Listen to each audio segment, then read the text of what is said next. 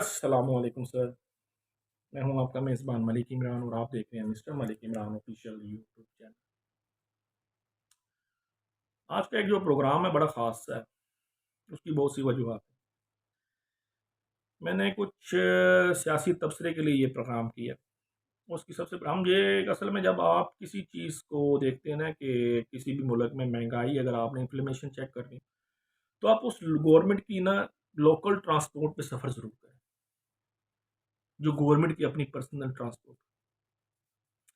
मेरा इत्तेफ़ाक हुआ कुछ अर्सा पहले, यानी कि यूँ समझ लें कि हफ़्ता एक पहले की बात है, डेढ़ हफ़्ता, कि मैंने एक सफ़र किया है रेलगाड़ी से। तो कुछ ज़मीनें थी मेरी कैदाबाद वग़ैरह, तो वहाँ गया तो मैंने सोचा कि चलो कैदाबाद से जो ट्रेन है 11:30 निकलती है, तो मैं कोशिश करूँगा आज उसी पर ही आता हूँ, क्योंकि मुझे कुछ तज़िये चाहिए थे, लोगों की ओपिनियन चाहिए थी कि उसके बाद मैं ये प्रोग्राम करूँ। क्योंकि जब भी हम महंगाई वग़ैरह का रोना रोते हैं ना, जब तक आप आम आवाम में नहीं बैठते ना, तो आवाम आपको सब, और सबसे आम आवाम वो है जो रेलगाड़ी का सफ़र करता है।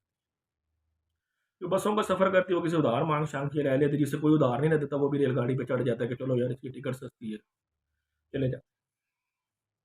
यूँ हुआ कि जनाब मैंने रेलगाड़ी के सफ़र का फ़ैसला किया और सरगोदा तक आया। टिकट नहायत मुनासिब थी, हम 3 लोग बैठ के आए, तो कज़न थे 2 मेरे साथ। तो ₹510 थी, ये तो नो डाउट कोई शक नहीं कि बहुत ही अच्छा निज़ाम मैंने देखा है। हाँ, मिट्टी धूड़ हमारे मुँह पे पड़ती है वो तो हमारे मुकद्दर है, चाहे वो हमें सियासतदान जूतियों की सूरत में मारे, मिट्टियों की धूड़ें मारें, या हमारे जरनैल हमें बूटों की धूड़ मारें, या हमारे क्या कहते हैं ब्यूरोक्रेट हमें जूतियाँ के सकाख संग हमारे मुँह पे गाड़ियों की धूड़ मारें। ये मिट्टी तो धूड़ जो है ना हमारे ना पाकिस्तानी अवाम का ना मेकअप है, you know beauty of the makeup. का चेहरा खूबसूरत ही तब होता है जब आपके ऊपर ये मिट्टी धूड़ पड़े। हाय हाय हाय। रेलगाड़ी का सफ़र शुरू हुआ जनाब, मैंने कैदाबाद से बैठे हम लोग। बैठने के बाद मैं एक डब्बे में बैठा। मोस्टली हफ्ते का ही रात थी, तो क्योंकि बहुत से जो गरीब लेबर तबका होता है वो लाहौर वगैरह में काम करते हैं ना, तो वो सुबह वहाँ पहुँचेंगे। तो उन्होंने क्या किया कि इतवार में, आई थिंक इतवार, हाँ हफ्ते की रात थी तो इतवार को, तो उन्होंने ना सोचा कि चलो यार वापस, कज़नों ने कहा कि चलो चलते हैं यार रेलगाड़ी में। मेरा भी मूड बना हुआ था कि यार मैंने भी एक तज़िया करना है। हम एक डब्बे पे बैठे, डब्बे पे बैठने के बाद जनाब मेरे साथ जो मोस्टली डब्बे में लोग थे वो सारी लेबर तबका था। उन्होंने बर्थे ली हुई थी। तो एक मेरे पास था जो दोस्त और बैठा हुआ था, वो भी लाहौर में, यानी यूनिवर्सिटी लाहौर में किधर गार्ड था, यानी जो मैं जिसे जानता नहीं था मेरी सीट के साथ जो बैठा हुआ था। तो मैं वहाँ बैठा तो उसने मुझे पूछा कि सर आप फौज में? मैं क्या, अल्लाह ना करे जी, मैं क्यों फौजी जाऊँ, फौजी जान दीजिए मेरी जुत्ती। उन्हें कहा जी फिर आप पुलिस में हैं? मैंने कहा नहीं सर मैं पुलिस ही चाहता था, मेरे कोई चित्रा ने तुम वेखे ने कोई निशान से। कहता नहीं, ये कौन क्या करता जी, मैं गरीब आवाम हूँ। मैंने उससे कहा जी। कहता जी गरीब आवाम की हट्टी कट्टी तो नहीं होती। मैं कहा जी बस फिर अल्लाह ताला दी है ने मेहरबानी, माँ प्यो दी दुआवां ने, वो बंदा घर एक दाल भी खा के दोबारा तीली मार, तो लोग आखते हैं जनाब जबरदस्त, ठीक है ठंडा है। तो जनाब मैंने उसके साथ बैठे, फिर यूं ही बहस चलनी शुरू होगी, सियासत पे बात हुई। मैंने उनसे ऐसे ही डिस्कस करना शुरू किया कि यार आप क्या सैलरीज हैं, क्या हिसाब किताब लाहौर। उसने कहा जी बहुत मुश्किल गुजारे होते हैं, महंगाई ने कमर तोड़ दी। तो मैंने कहा आप रेलगाड़ी का सफ़र क्यों करते हैं, आप पहले बस पे जाया करें। पहले तो मैंने सिर्फ डिस्कस की ना कि ये तो ऐसा सफ़र है। उसने कहा भाई यहाँ से मैं ₹510 देता हूँ मियाँ वाली से, यानी वहाँ से बैठता हूँ हाँ बजना, और सुबह लाहौर मुझे उतारेगी 4 बजे, ये ₹510। अगर मैं वहाँ से किसी बस पे बैठूँ 1800 से ₹2400 मेरा लगता है, यानी 510 किधर 1824, यानी मुझे ये तो समझ आ गई कि मैंने लोकल ट्रांसपोर्ट जो रेलगाड़ी उसका सही इंतखाब किया किराए लेने की। वही बातें शातें होती रहीं, उससे बहुत सी करीबी बातें भी हुई, बेचारा परेशान भी थे, जॉब जो करते हैं परदेश का। वही मेरे सामने बर्थों पे 3-4 लोग और भी थे जो कि वहाँ पर सो रहे थे। उठे बात करनी शुरू कर, किसी ने जर्नल के ऊपर बात करनी शुरू की, किसी ने महंगाई पे की, किसी ने किसी पे की। किसी ने एक बात और बड़ी अच्छी कर दी वहाँ पे बैठे बैठे, उसने कहा जी बात ये है कि ना इमरान खान ने कुछ भी किया हो, महंगाई तो सब ने की, इन लानतियों ने आके कमल कर दी हो, ये उसके अल्फाज है मेरे नहीं। लेकिन उसने जो 10 लाख का इलाज दिया ना वो बहुत अच्छा। मैंने उससे पूछा क्यों भाई, क्या उसमें क्या फैसिलिटीज़ आपको 10 लाख में मिल गई। तो उसने कहा यार मेरा दिल का ना एक कज़न का ऑपरेट था, तो हम लोग ना बड़े परेशान थे, तो मियाँ वाली में भी जवाब हो गया बता। मैंने कहा अच्छा फिर। उसने कहा सर हमारे पास सरगोदा में ना आपके पास है ना ख़त्म नबूवत है। मैंने कहा जी बिल्कुल, ख़त्म नबी जीन हॉस्पिटल है हमारा, वहाँ पर बहुत अच्छे डॉक्टर हैं, आसिफ खरल साहब हैं, एक दो और हैं वो लाहौर से आते हैं। आसिफ खरल साहब तो यहीं पर ही रहते हैं। उन्होंने जी हमें यहाँ पर, हम वहाँ पहुँचे, मियाँ वाली ने हमें जवाब दिया। उन्होंने हमें 20 मिनट के अंदर अंदर ऑपरेट किया। उसके बाद ऑपरेट करने के बाद उन्होंने हमारा इलाज किया और सारा हमारा आईडी कार्ड या हेल्थ कार्ड नहीं, हमारा जो ड्रामा बना हुआ उस पर क्या बात है, कहते जी 20 मिनट में वाल बदल है, बंदा हमारा बिल्कुल ठीक ठाक हमारे पास है। उसने उठ के खाना खाया 2 घंटे बाद, 2 दिन हम बाहर हैं। डॉक्टर आसिफ ने कहा इसकी हालत है तो कुछ है, यानी कि इतनी अच्छी नहीं, लेकिन इसके दिल के पट्टे कमज़ोर हो चुके हैं स्मोकिंग कर। लेकिन उसके चेहरे पर ये बात ये कर रहा था ना, मैं एक चीज़ नोट करा था, उसके चेहरे पे इत्मीनान बहुत था यार। कोई बंदा सिविल अस्पताल जाके ऐसे इत्मीनान नहीं लेता। ये वजह क्या थी इत्मीनान?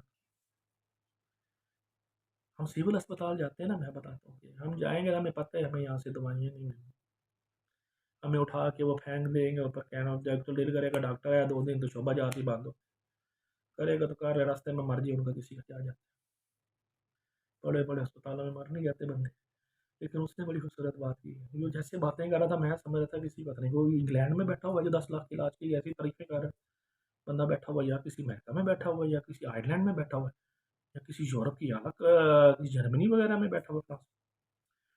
ऐसी तारीफें पाकिस्तान के 10 लाख के कार्ड की।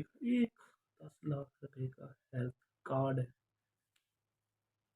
अवाम ने 3.5 साल महंगाई बर्दाश्त की है। हमने खुद बहुत से भी दी इमरान खान पे तबसरे किए हैं जो नहीं करने वाले थे, लेकिन उसने कहा था कि इसका रिजल्ट आपको बाद में मिलेगा 10 लाख। सिविल अस्पताल में आप जाते हैं ना जी, उठा के आपको बाहर फेंक देते, कहते हैं जी दवाइयाँ बाहर से लें, नहीं है हमारे पास। गरीब आदमी कहाँ से लेता है? वो वहाँ गया खत्म नबीशीन में, उसको हर चीज़ वहाँ फ्री मिली है। यहाँ तक कि उन्होंने कहा जनाब आप बैठें, आपकी हर चीज़ हो जाएगी, ये कार्ड आप दे दें, हम खुद ही इसमें मेडिकल। यार उन्होंने बेशक मैं कहता हूँ लाख डालो, 2 लाख डालो, 10 5 लाख डाल दिए। तो इतनी फैसिलिटी है एक कार्ड की कि आपका 1 रुपया नहीं लगा, और प्राइवेट हॉस्पिटल में ऐसे VIP इलाज। 75 साल पहले सो रही थी कौन? 75 साल पहले सदाम जरनैल सो रहे थे? आपको पता है आप 1000 अरब से ज़्यादा तो कराची को ये पंजाब और जितने हमारे ममालिक हॉस्पिटल हैं या हमारे सूबे हैं, खैबर पख्तूनख्वा जो है, इसके बाद सिंध आ जाता है, पंजाब आ जाता है, और ये डिवीज़नें ऐसी हैं कि इनके ऊपर आप अब तो पाँचवा सूबा गिलोल बलूचिस्तान भी हमारे साथ है, बलाकिस्तान बलूचिस्तान हो गए। 1000 अरब से ज़्यादा हम इधर हॉस्पिटल्स पे देते हैं, गवर्नमेंट जो अपने पास देती है। और जो आपका जो 10 लाख का कार्ड है ना, वो 250 से 300 अरब रुपये है टोटल, यानी 700 रुपये बच रहा है और आप प्राइवेट हॉस्पिटल में अच्छा इलाज करा रहे हैं। इसका मतलब है हमारे अंदर करप्शन का कीड़ा नहीं, कैंसर आ गया है, कैंसर। हम अपने पाँव काटें, हाथ काटें, कान काटें, जुबान काटें, हर चीज़ काट भी लेना, कैंसर नहीं जाने वाला। हम ख़त्म हो चुके हैं इस कैंसर में, चाहे हमारे जर्नैल हैं, चाहे हमारे सियासतदान हैं, चाहे हमारे ब्यूरोक्रेट हैं, चाहे हमारे डॉक्टर हैं, सब खत्म हो चुके हैं इस करप्शन के कैंसर। फिर उसके साथ ही एक और आदमी उठा, उसने बड़ी अच्छी तारीफें शुरू कर दी। मैंने तो उसे बोला यार उसने इतनी महंगाई की भी तो 3 साल दौर में, ये तो हमें पता था इस तरह ही आए हुए हैं, चोर चक्के सारा कुछ है। इन्होंने तो यार किस तरह ही करा था, अपने केसेस ही माफ़ कराए थे, कौन सी महंगाई पे काबू के। बेसिक पर्पज ये था कि केसेस खत्म करके जितना जल्दी यहाँ से निकला जाए, क्योंकि सबके तो बस हासे बाहर ही हैं, चाहे जर्नैल हैं, चाहे ब्यूरोक्रेट हैं, चाहे जज हैं, चाहे सियासतदान।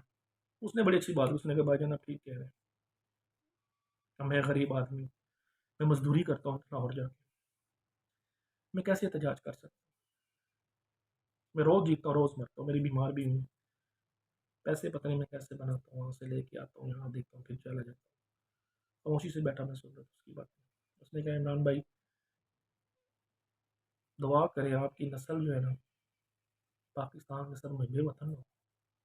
मुझे रोना आ गया, मैंने कहा यार हम लोग इतने मुझे वतन हो जाते हैं, कई दफ़ा तो कोई फौजी गिरता है तो हम अपनी हर वजह भूल जाते हैं, कहते हैं यार मुझे वतन, ये लोग मुझे वतन नहीं है जो आपके हुक्मरान है, आप क्यों मुझे वतन हो? कोशिश करो अपने बच्चे लेके यहाँ से चले जाओ, ये जब तक रहना है खाने के लिए रहना है, आखिरकार ये आपकी जड़ों में आपके खून आपकी औलाद सब कुछ छीनेंगे आप। मैं बड़ा परेशान, मैंने कहा यार तू क्यों ऐसा परेशान है? कहता भाईजान मैंने अबू ज़ैबी रहा हूँ, मैं ट्रेनें चलाता हूँ, उसने ये कहा था मुझे। अच्छा, मैंने कहा फिर? मैंने कहा वो तो अच्छी वाली तनख्वाह है, 3,000 4,000 आप दे मिल जाता होगा आपको वहाँ पे पाकिस्तानी, 1 1.5 लाख रुपया बनता है, 2 लाख का तो 50 रुपये का दिन।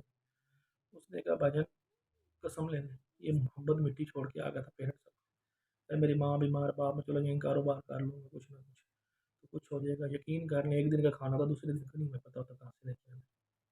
सिर्फ जॉब इसलिए छोड़ी कि वालदैन संभाल, फैमिली संभाल। मुझे बड़ी परेशानी है। फिर एक ही तरह एक और मैंने कहा अल्लाह ताला आपकी मुश्किलात को आसान करे, अल्लाह ताला आपके लिए बेहतरियाँ पैदा करे। बार-बार यही कह रहा था यार ये छोड़ देना मुल्क, ये जरनैल खा गए हैं, ये सफेदार खा गए हैं, ब्यूरोक्रेट खा गए हैं। हम लोग इनके लिए कोई औकात नहीं, कीड़े-मकोड़े जिस टाइम चाहे हमारे मुँह पे जूतियाँ मारें। चुप हो गया। बहरहाल फिर एक और साहब उठे, उन्होंने अपनी बातें शुरू कर दी पाकिस्तान की, वो उन्होंने जनरल पातशाह का और पता नहीं किस-किस का नाम लेना शुरू कर दिया। आसिफ गफूर साहब का नाम लेना शुरू कर दिया कि जनाब वो कह रहे थे आर्मी चीफ आर्मी से बड़ा नहीं होती, आर्मी बड़ी नहीं होता, आर्मी चीफ आर्मी से बड़ा नहीं होता और आर्मी पाकिस्तान से बड़ी नहीं होती। मैंने कहा भाई देख नहीं लिया, 2 दिन बाद वो भी निकल गया था। उससे बताया ना कि आर्मी चीफ बड़ा होता है।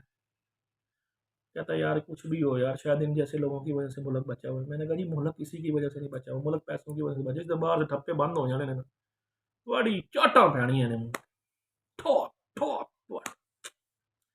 जिवें ये कहते ने कौम ने इतमाद च लांगे ਤੁਹਾਡੇ ਅੱਡੇ ਪਹਿਲੇ ਦੀ ਅਮਰੀਕਾ ਨੂੰ ਤੁਹਾਡੇ ਕੋਲ ਜਰਨੈਲਾਂ ਨੇ ਕੋਈ ਇਤਮਾਦ ਚ ਆਪਕੋ ਲਿਆ कहते नहीं लिया जी। तो मैंने कहा फिर हुण भी तुहानू दे देणगे, पिछले कह जाणगे जी वो दे के नसीह करी।